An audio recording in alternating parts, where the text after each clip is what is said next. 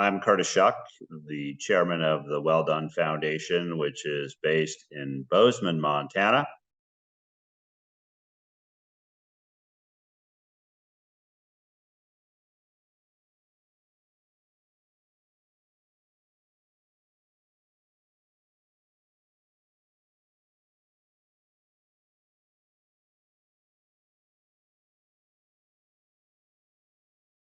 So I've been in Montana for the past 7 years and working in a number of oil and gas related roles until 2019 when we formed the Well Done Foundation. An orphan well, by definition, has no responsible party. It has no financially responsible party. In 2019, orphan wells were everyone's dirty little secret. Like nobody wanted to talk about the orphan well problem. The farmers and ranchers, they were just left holding the bag.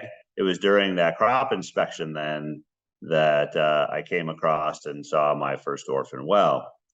And, for me, that was a very moving experience. Reflecting back now, it certainly was life altering. I just couldn't unsee what I saw that day. The number of orphan wells, the condition of the orphan wells that I saw was really impactful. Today, we operate in 14 states. We've got well projects, all across the country. We're really focused on action. When we first approached the state and went to adopt, our first orphan well, they thought we were crazy. To date, we have adopted well over 150 wells across the United States. Overwhelming, I think, is probably an understatement. 2 million wells or the 3 million orphan wells that are out there today, that's not a one and done number. There are many more wells that are, like, again, teetering on the edge of the cornice. 90% of the wells that are out there are either on the downward side of their life cycle or are kind of transitioned into that marginal phase.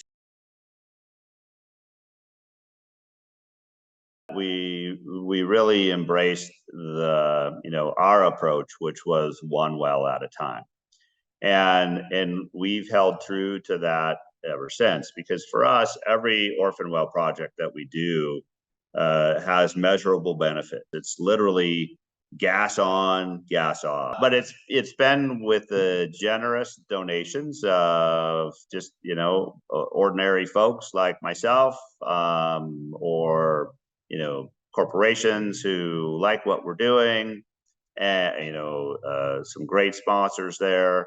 But we haven't accepted a single dollar of taxpayer money for plugging and abandoning these wells. Any action is better than no action at all.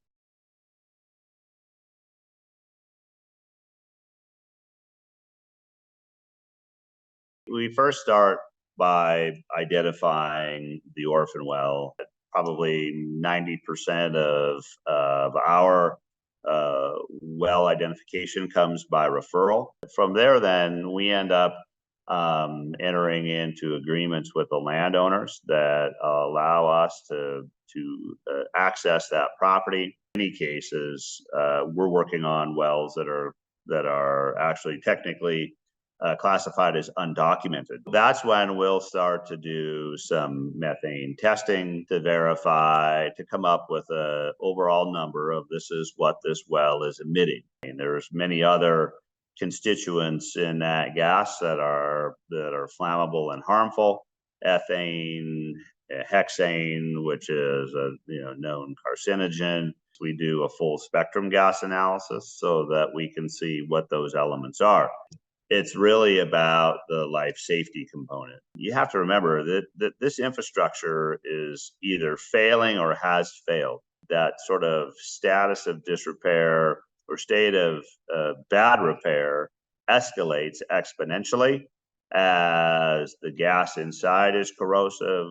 At that point, then we sort of come up with this go no go decision, and that then is what would take us to the adoption process. We really try to do our best because, like adopting a puppy from the pound, there's no give backs. We become what's classified as the bonded operator. So by that, we assume full responsibility for the cost to plug and abandon and decommission that well, restore the surface. The plugging is the part that everybody loves, and that's the next phase. That process typically takes about a week. The actual plugging activity is like 1/52nd of that entire timeline. From start to finish can be up to a year, can even be longer than that. Remember, as I said earlier, this is all failing or failed infrastructure, whether it's in somebody's front yard where they've got a health and safety concern, worried about, impacts of that gas moving around or the potential for fire or explosion. That sterilizing the ground? Is it contaminating the water supplies? Some wells are wide open. Other wells still have abandoned rods and tubing in the hole. Other obstructions, farmers have dropped rocks. We've seen cannonballs, fence posts, all kinds of stuff. Regulatory authority requires us to get to the TD or to the bottom of the well. And every well's got a different design and a different, plugging requirement. And so what we've said is that we're going to monitor this well annually for 10 years. If we see a problem, we're on the hook to come back and fix it. And that is part of, what we feel is the right thing to do, which is why we're doing all of this to begin with. So once we restore the surface back to, kind of its original state, the physical cost to plug the well is only one line item in our expense budget for a project like this. It can certainly feel overwhelming.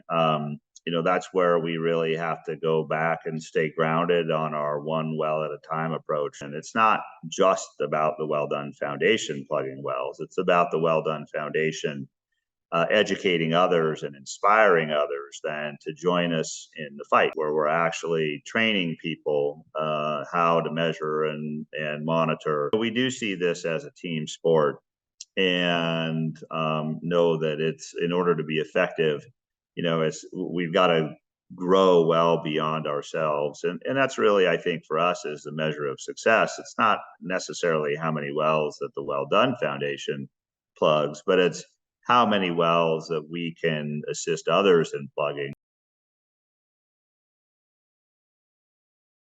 At the end of the day, when we walk away from the project, it's leaving it better than the way we found it. This is all about, each of us taking responsibility and each of us taking action to do a better job today than we did yesterday. Probably the biggest thing in this space is that we're continually focused on safety of our folks and safety of those around us. That's why we've actually started our training programs, because at least let us help, give you some tools, or if nothing else, put, a healthy fear of the possibilities into you so that you want to be trained to go out. What I love about it is that the results are immediate. The benefit to the climate is immediate. You need to have the right tools and the right training in order to be effective in this, and to be able to come home with 10 fingers and 10 toes at the end of every day.